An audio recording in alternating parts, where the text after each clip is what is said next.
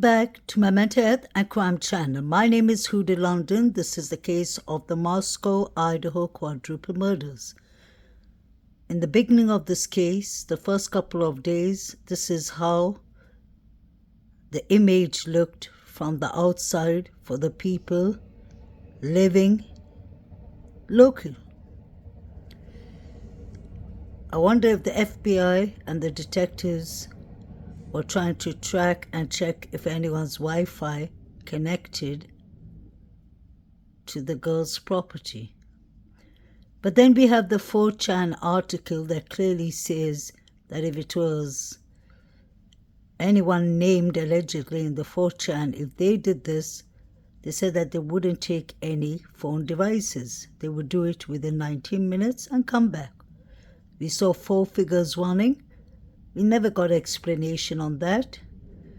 The police were called to the Sigma Chi fraternity party, and we never heard of that either. I guess all of these things are in the gag order, if you ever hear about this. This is David B. Berichora, I believe on the left-hand side. The one on the right is one of the Sigma Chi fraternity boys. David B. has allegedly a fantasy of unaliving people. He had a lot of weird pictures on his TikTok. He took it down a week after the quadruple murders. He and David Lott are the buddies that allegedly E and Zana had a fight with. I find this picture to be extremely creepy. This is David Lott sitting on the sofa out in the veranda of 1122 Kings Road. That's where the victims were unalived. The victims were allegedly not aware of this. Look at him sitting and smoking in somebody else's yard. Was he planning the quadruples? And I wonder when this picture was taken. We saw him at the grub truck waiting for the girls to come. I wonder if that was part of his evil plan, allegedly. There was a fight in the Sigma Chi fraternity party with David Lott, David Berry, and E and Zana. Nobody saw the couple between 9:45 to 1:45 a.m. They did not take any pictures, no social media pictures, and that is not normal in the age of media, social media especially, with college students. Couple could have been unalived anywhere between 9:45 to 1:45 a.m. That's what I believe, until I see evidence that proves otherwise. We have Jack John Schalter right behind, towards the end on the left-hand side. He looked much better when he was with Delta Tau fraternity. Delta Tau Delt fraternity. He got kicked out due to allegedly sexual harassments, bothering young females, and that was what he was doing apparently. The last nights, the girls were in the corner club, Kaylee and Maddie. He was harassing the 2 girls, and he got thrown out of the club allegedly. That was said from the college students who were actually at the club. They said he was creeping the girls out. This is what Kaylee, his father, said. Congalvis, with a C. He said clearly that he believes, his fears are that One suspicious character had been ruled out too quickly, seemingly allowing him to flee the country without taking a DNA test. This was said by no other than Kaylee's father. And we know he's talking about Jack John Schalter Jr. Here we have Jack John Schalter Jr. He's the young kid with the blonde hair downstairs with his adopted brother from Kenya. His two older brothers are doctors. His father's a doctor. His mother's a doctor. He has an uncle who's a defense attorney or prosecutor in Boise, Idaho. His family have a lot of deep influences with people up in higher places.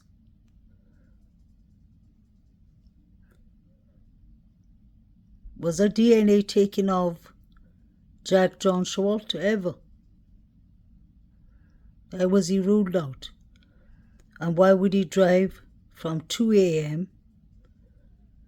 He was all over the girls in the grub truck. Why would he leave them?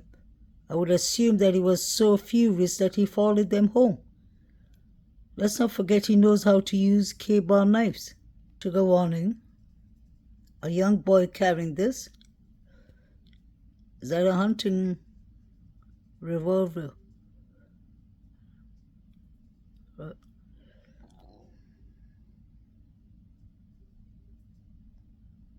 That's him on the right with the blonde hair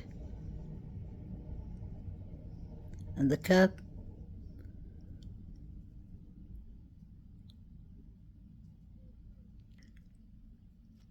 This was what was said in the beginning. The dude in the video's name is Jack. They wrote Jake Schalter, but it's Jack Schalter. He lived near them and got kicked out of a bar for acting creepy and hunted a lot. Then somebody wrote, it's not the same Jake, it's the same person who wrote that was Maddie's ex, but don't blame the person because this was in the beginning. She definitely meant Jack Schalter because the Schalter name is there.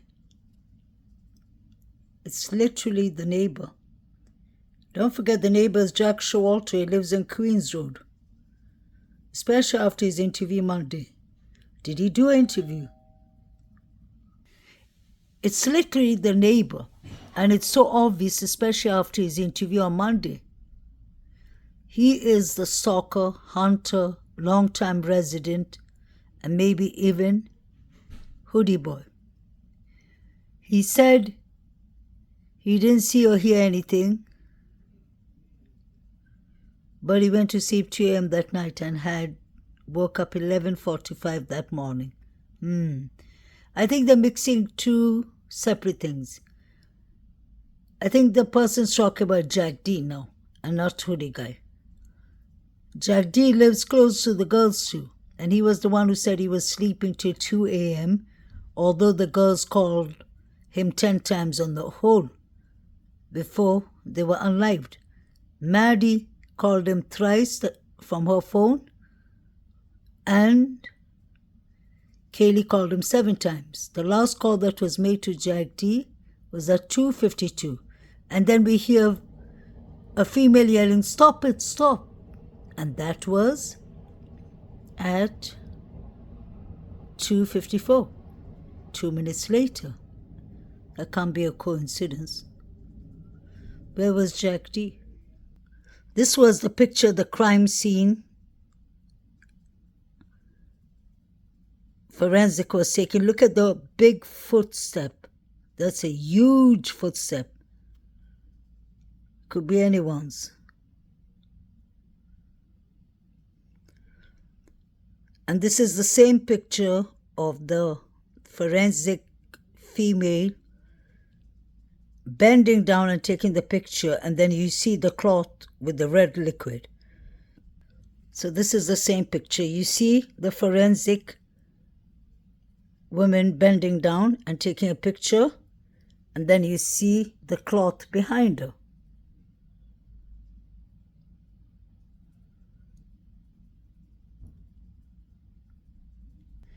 And this picture has to be a real picture because I'll show you exactly where I got this footage from.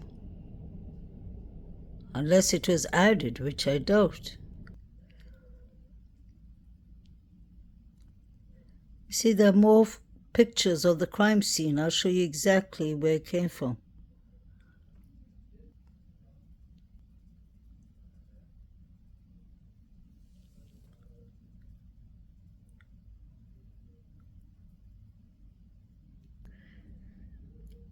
One of the 3 unidentified male DNAs was found on that Good Vibes picture. One was the glove outside, one was the Latin footprint, but this red liquid substance, cloth or whatever it is not mentioned what it is. Isn't that strange?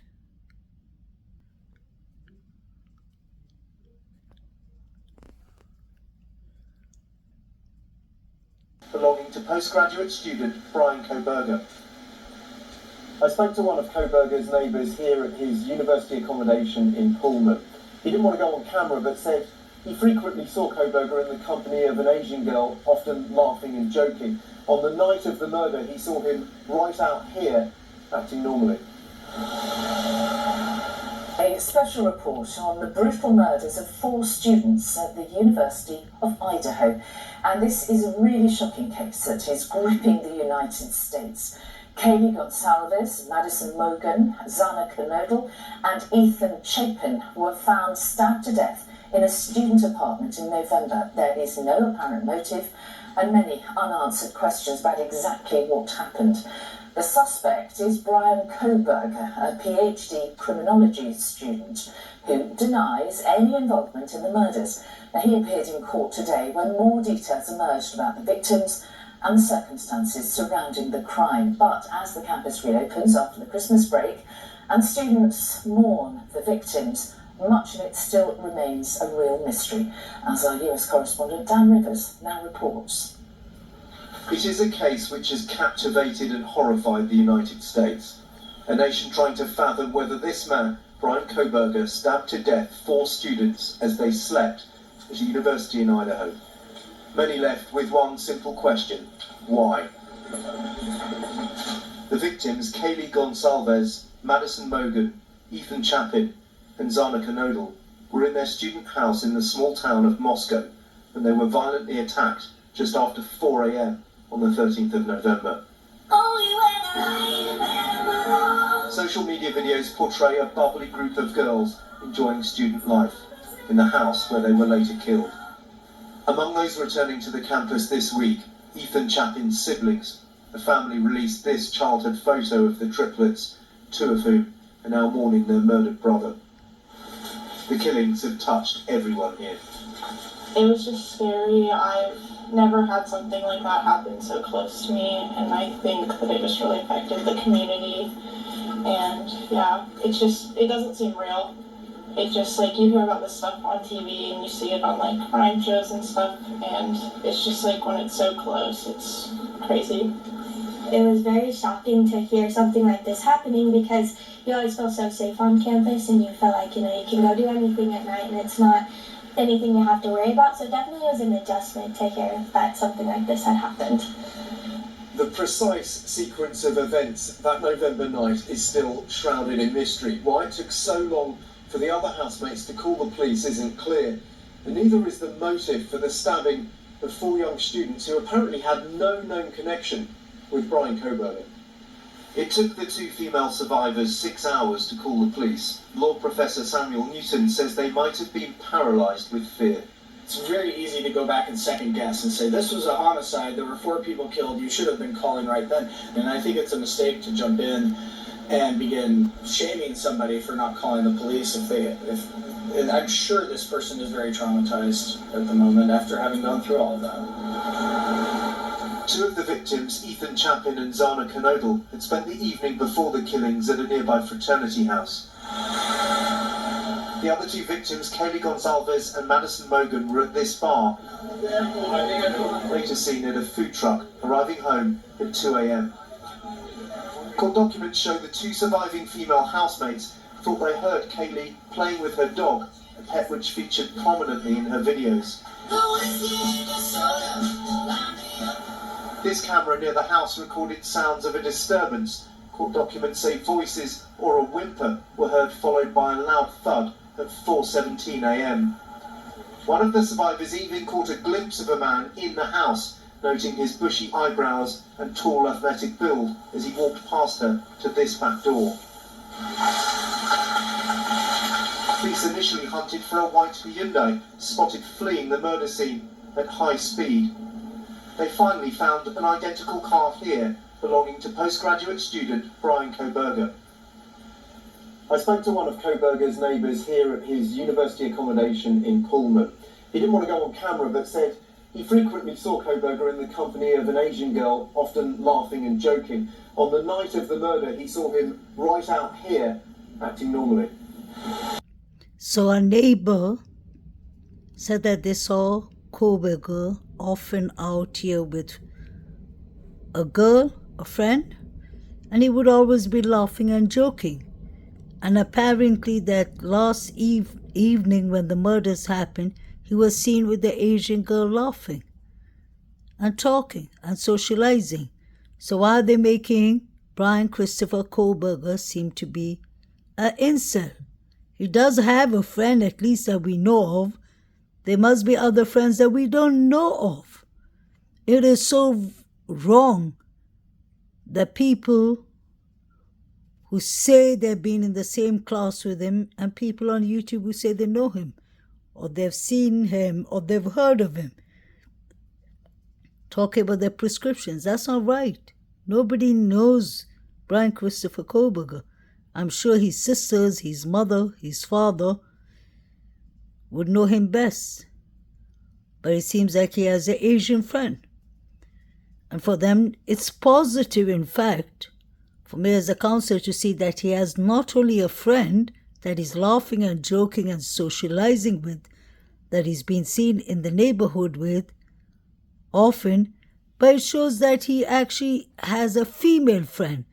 So when people go around saying that he was a bad teacher who graded females extremely low grades and that he was cruel to females or he was harsh with grades and everything to females, I think that is really assuming.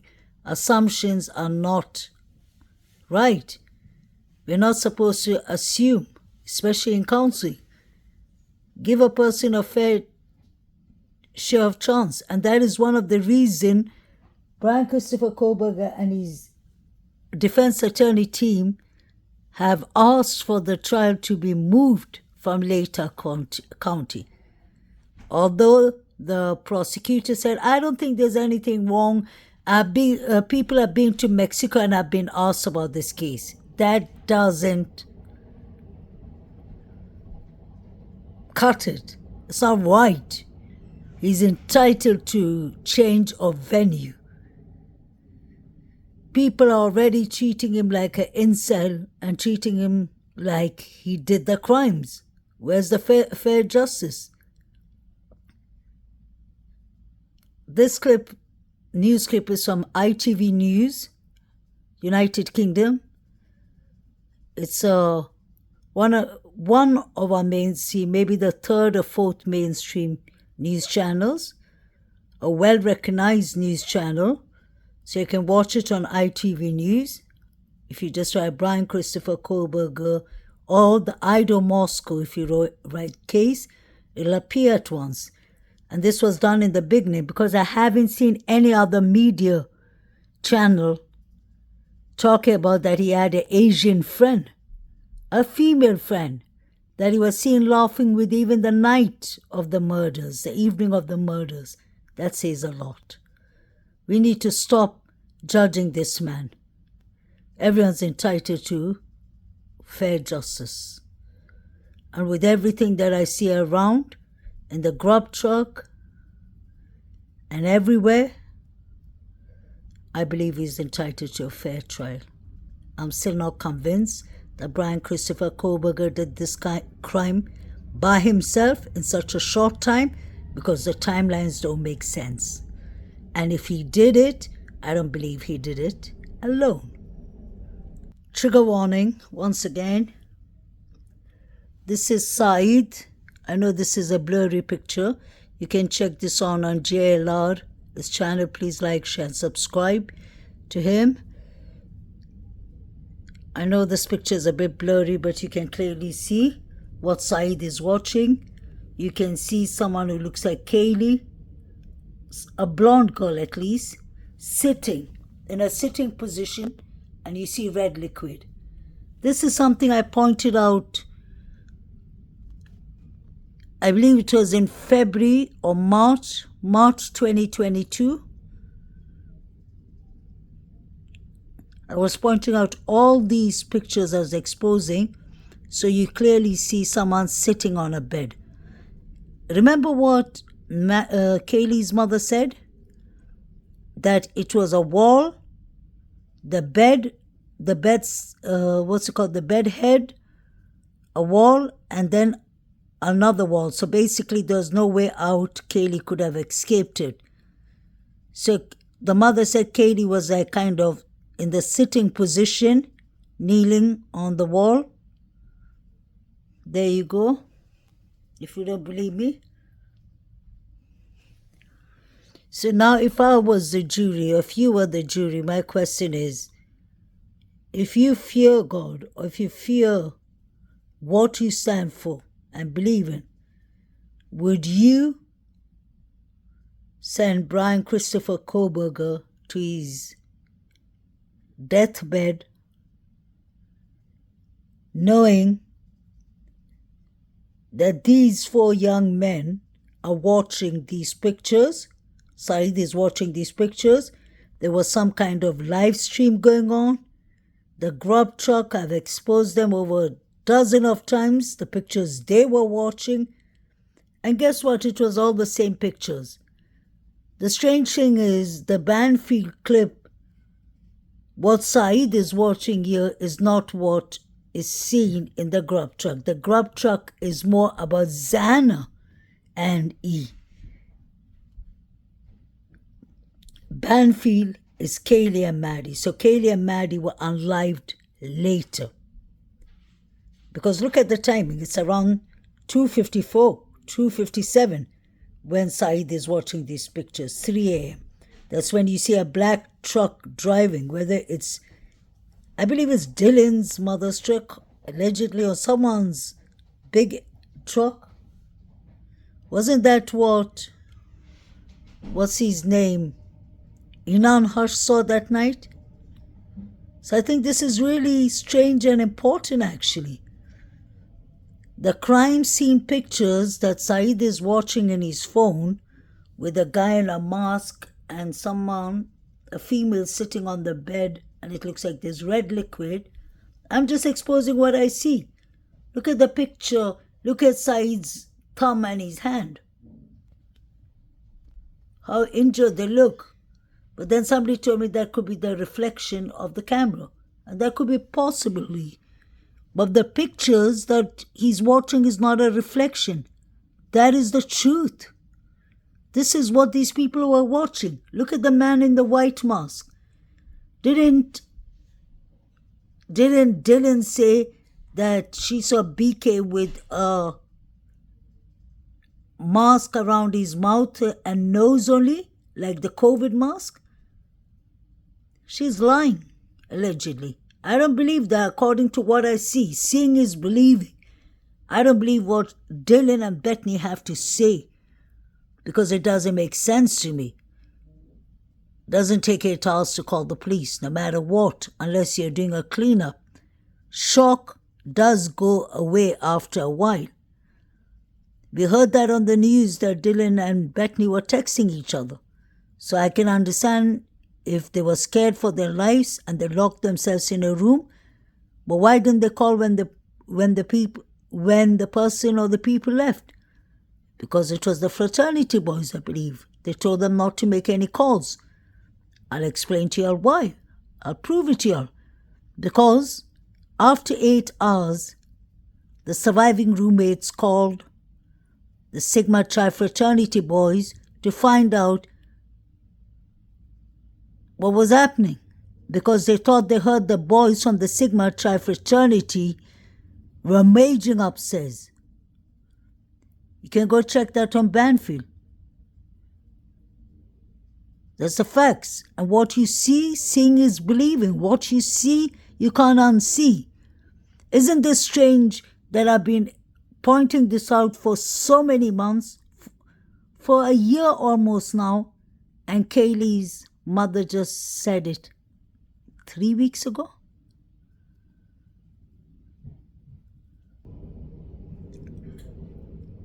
Look at the person with the white ski mask. Look at somebody sitting up on the, who has their back on the wall. They're sitting on the bed. Isn't that what Kaylee's mother described? Or just left in limbo. Kaylee Gonzalez's parents sharing exclusively with GMA never-before-seen pictures and videos of their 21-year-old daughter. She's hiding. You can season with these. I can't really season with them, but you can cook with them. Yeah, I know that's in front of the tower. Yeah. This is in front of the University of Idaho Tower. The family still waiting on a full digital copy of Kaylee's phone from authorities. These are the last moments of your child's life, and you're sitting here fighting with somebody who just doesn't care.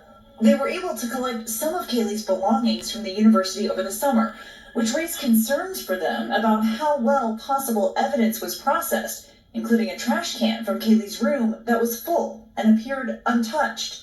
We opened it. It was a little squeezy applesauce thing like you would give to like a toddler. It did not appear to have been gone through.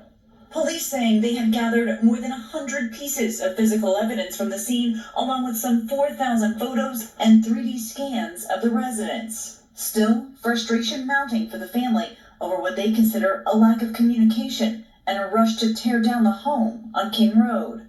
Christy describes for the first time how Kaylee was found. It's my understanding Kaylee was kind of sitting up. Yes. And had fought. Yeah. And the way that room's put together, if you come through that door, you can't get out of that room. Completely, totally trapped. Yeah. You're in a bed. Tiny room. The bed was the entire room. You could barely open up the door without swiping the foot of the bed. And it was wall. You know, the headboard was up against the wall. The side where Kaylee was on was up against the wall. And if you can imagine Kaylee in an upright sort of position, up in the corner, slumped. I mean, she was shocked. Isn't this exactly what Kaylee's mother explained?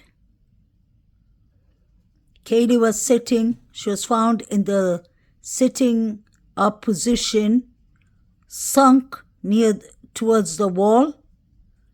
She couldn't get out. Now watch that. That isn't my work. I didn't edit this and make this up. Yes, I found this. I discovered this last year, March. You must have seen it on many other channels, but this is what I found. And I find it really strange that this is exactly what the mother described. So that makes me believe that I'm heading in the right direction, honestly. My channel is heading in the right direction. If this was how Kaylee was found, then I don't understand why and how come the detectives decided to release this serious piece of material, the undercover Banfield stop, if they did not go through this. This is the same Banfield stop that not only is Saeed watching these pictures, even these 3 other guys will be watching pictures where you can't see through their phone. They're more smarter. They have it very close to them. And they're doing this at the police stop when they're across the road. Can you believe that? These people were live streaming the crime scene. So when, what's her name? Dylan Mortensen and Bethany Funk wrote their tattoos as MKFC, E and X, the way E and Z, the way they died, or E and X, Xano, the way they died, I believe they're lying. It's opposite. I believe it was E, Z, K, and M, or M and K. That's how I believe it happened. E was first, Xana was second, Maddie was third, and Kaylee was fourth. Because look at this. If this is when Kaylee and Maddie unfortunately were unalived, that was near 3 a.m. And we saw the four figures running at 3:12 a.m. We heard a female yelling, "Stop it, stop," for whatever reason, at 2:54. Pay attention to all these things. So the girls were the last, I believe, to be unalived. And I believe that's why the front door was left open. Allegedly, I believe these three guys, all the four figures, came running out and they forgot to lock the door. Obviously.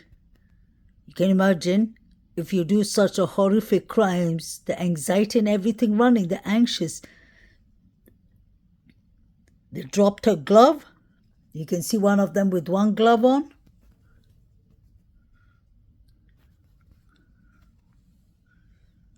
Strange. All this is coincidentally happening at the same time. This is when the police found Maddie's jacket or Maddie's coat, long black coat that she borrowed from one of the jacks in the bushes.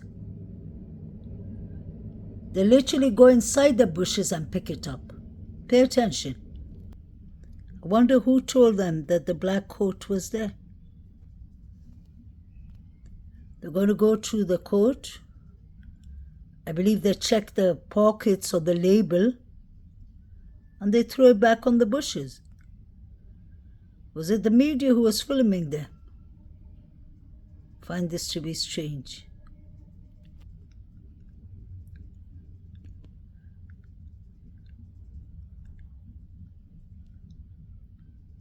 They open the coat, check the coat, and throw it back in the bushes, like nothing happened. And you can see them driving their police car. What a shame. Is this how evidence was handled? And it's not even one officer, it's two officers. Pay attention.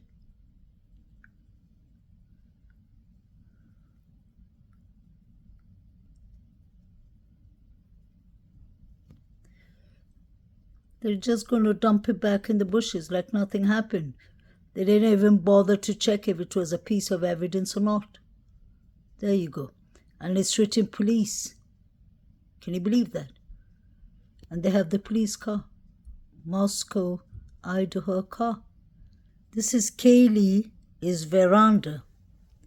And I always wondered, what is the red substance in Kaylee's veranda? Was Kaylee allegedly maybe unalived in her own room and the blood seeped through the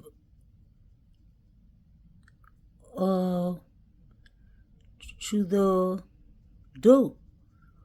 Look at that. Unless it was just some other red substance. This doesn't make sense. Was there actually red substance in the house that they're not telling us about? Because we found red substance outside. I just showed you all. What is this? You can go to all the pictures of Kaylee's veranda anywhere and check it, and you see this pink, red, brownish substance. Please let me know what you all think about that. Find it very strange. It could be nothing or it could be something. If you see the rest of the veranda, it's completely white. It doesn't have it. It's only there. What was in the girls' bin? Was that a pizza box, or was that some other food?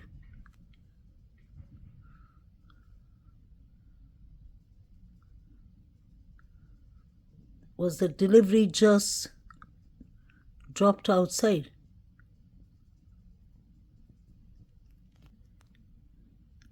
I went back to check if I was mistaken or if it was some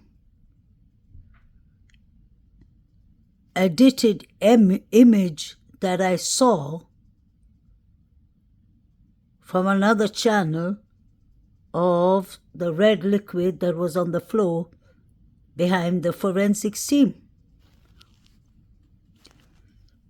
I love to do my research right. This is disclaimer for my video.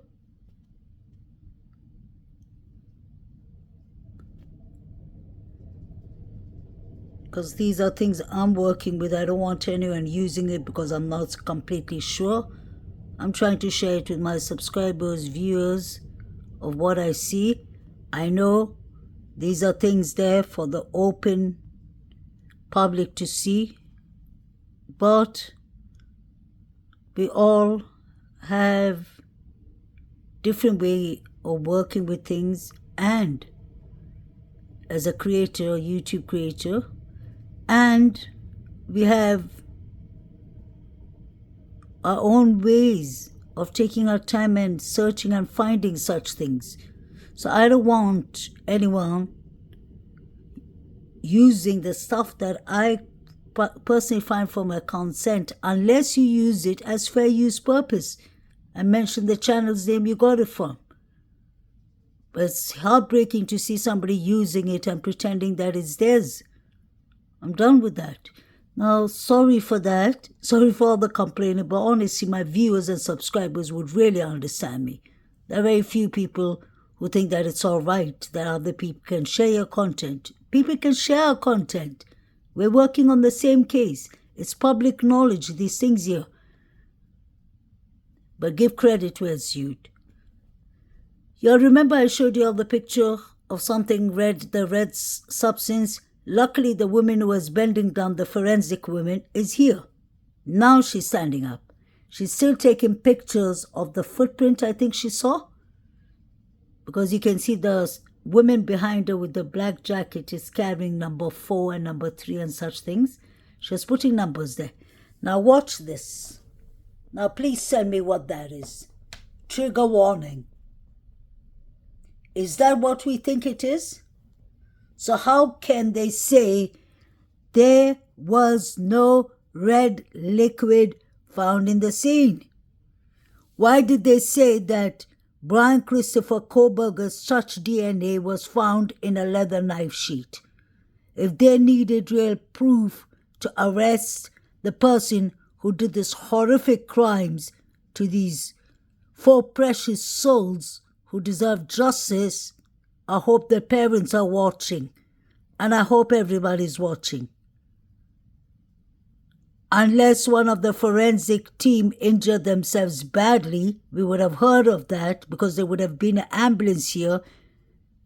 Unless something like that happened, and that can't be a nosebleed. Absolutely not. What is that white thing on the floor? Let me zoom in actually.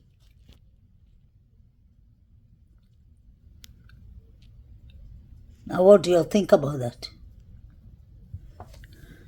That's behind the crime scene tape. In fact, the forensic team, woman with the jacket, seems to have red liquid on her feet or something. But that is understandable because she came, oh my God, she came from inside the crime scene outside with all this evidence on her feet, and then she'll be going back inside? Watch what's happening here, guys. Forget about her, what's it called, booty or booties, whatever it is called, sorry. You know these foot things that they wear? I know that was sorry. Whatever it is called, just look at that. It's a bit red. But now look at the thing on the floor, guys.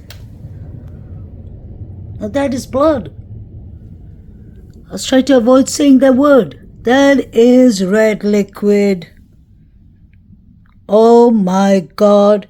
Could that be possible that something happened to E near his car because the forensic team was searching his car?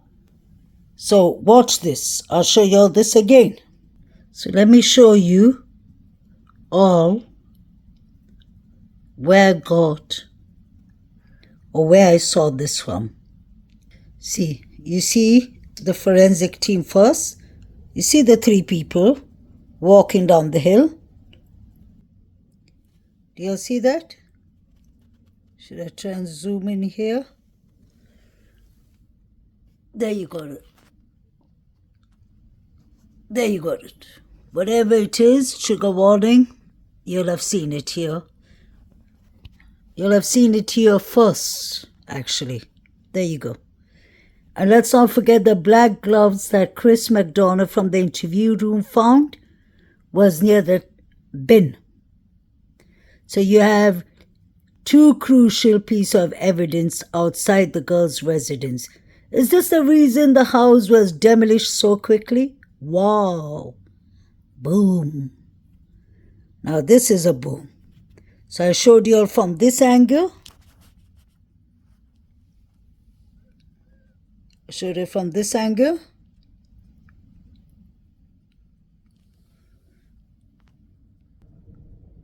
Trigger warning, there seems to be red liquid everywhere outside the house in a couple of places.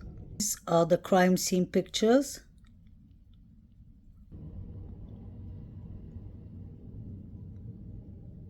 That picture seems to always interest me because you have the police looking into that window of allegedly the room Dylan was sleeping for the first 47 days. We heard she was sleeping in the first floor. The chief said they weren't even witness. He said they were just there. So look at the police standing surrounded around that window, and then later on you see the forensic team surrounded around that window, brushing the window. They spent maybe a good half an hour there. So I wonder what they found. And guess what? No one other than the prosecutor, William Thompson himself, was there. It was the same day you see the red liquid substance outside. How come they didn't mention that? Did they note that down? Was all this registered? Honestly, if you ask me, it looks like somebody was already sleeping in Kaylee's bed. I don't understand why people were saying Kaylee was sleeping at Maddie's bed because her stuff was all packed up and her bed was not in a room. You have everything there. You can literally see, I believe that Kaylee heard Maddie yelling when poor Maddie got attacked. That's how Kaylee ran out of her room to see what's going on with Maddie. That's why her dog was in her room. Does that make sense? Look at Kaylee's room. It has sheets. It has a duvet, it looks like. There's something hanging from the bed. A blanket or something, but you can see that's a fully furnished room.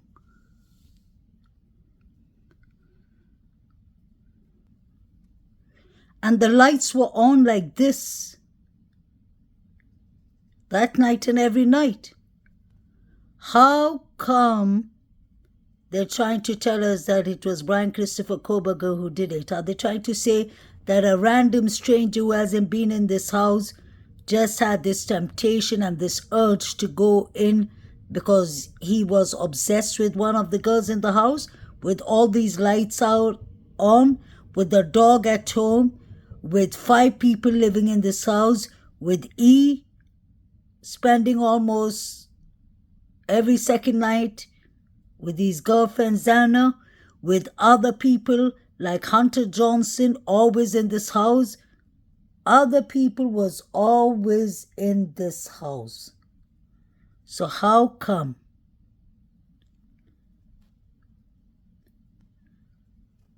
BK took that chance? And after the 47 days, in the 47 days while they were searching for the killers, if BK was such a sick individual at incel, why didn't he attack again? He managed to get away with 4. If he had an urge that he couldn't stop himself and that he was so obsessed with females, why didn't he? Usually serial killers and mass killers do that again and again if they don't get caught. Why would BK be still hanging around Idaho when he just unlived 4 people? Why didn't he run? Make it make sense. And especially make it make sense to the jury prosecutors. Please do that. And I'm happy that BK and his team requested for the jury, for the code to be changed from Later County. And I hope it is accepted and granted by the judge. If not, I hope they appeal to the highest Supreme Court. A good example is Suzanne Morphew's case with Barry Morphew unliving his wife. They recently found her human remains after 4 years. This happened in 2020 when Suzanne Morphew went missing. In Suzanne Morphew's case, through Barry Morphew's case, his prosecutor or his defense attorney is an intelligent woman. Well, I think one of the best defense attorneys I've seen for a very long time in murder cases, and she insisted, she and Barry Morphew, to change the venue because, was it Sadina or something in Colorado, the small town where Suzanne Morphew disappeared from, had just a couple of thousands of people, and Barry Morphew was scared to be judged, although I personally believe he did this crime. And I hope he gets convicted one day of that.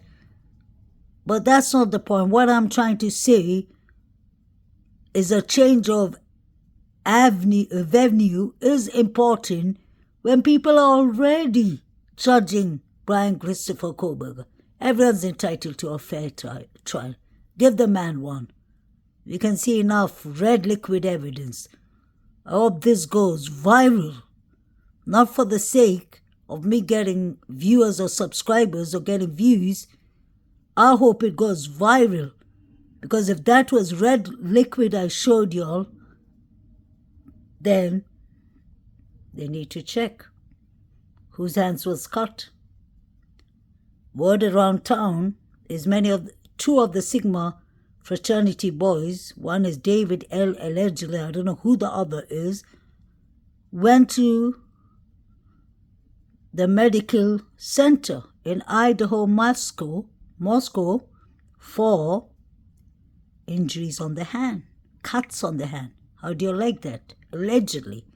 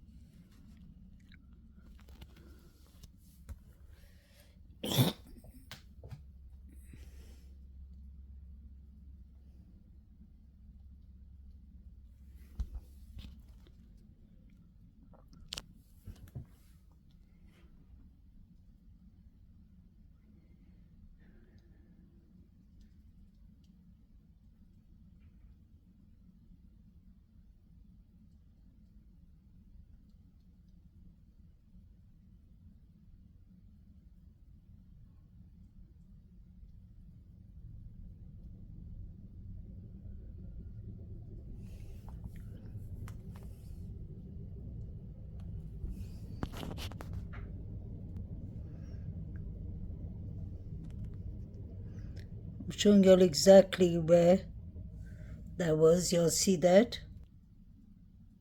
They don't even need a touch DNA when they have red liquid, blood DNA. Everyone's entitled to a fair trial. If Brian Christopher Kohberger has requested to change his venue, then be it. Grant him that. He's entitled to a fair trial. Please like, share, and subscribe. This is all for entertainment purpose only. Fair use purpose. And if anyone decides to use anything from my clips, any creators, please mention where you'll have got it from. Thank you very much. Have a lovely day. Bye.